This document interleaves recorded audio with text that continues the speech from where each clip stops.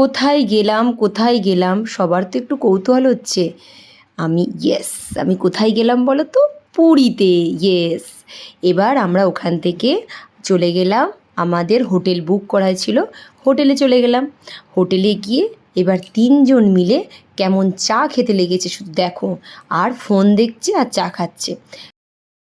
Blog হবে, তুমি একটু হ্যাঁ একটু ব্লগ হবে, একটু ভিডিও নিই।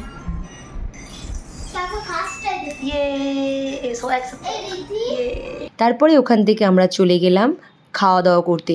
আর হোটেলের সামনে কত সুন্দর গণেশ ঠাকুরটা, নিশ্চয়ই তোমরা দেখতে পাচ্ছ।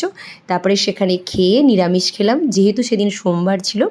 নিরামিষ থালি চলে এসেছে, দেখতেই পাচ্ছ তোমরা। এরপর আমরা মন্দিরে চলে গেলাম। মন্দিরের সামনে আমরা ভিডিও করলাম, যেহেতু মন্দিরের ভেতরে তোমার ভিডিও ফটো কোনো তোলার অ্যালাউ নেই।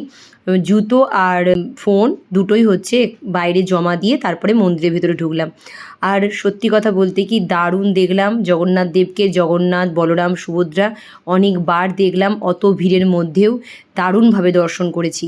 আর তার সঙ্গে যেটা হচ্ছে পুরীর ধ্বজা বাঁধা হচ্ছিল, সেটাও আমরা ওখানে দেখলাম। পুরোটা দেখে তারপরে আমরা আবার যেটা নামানো হচ্ছিল খোলা হলো, সেটাও আমরা সঙ্গে করে নিয়ে এসেছি। প্লাস ঠাকুরের ভোগ খেয়েছি, পুজো দিয়েছি, দারুণভাবে এনজয় করেছি।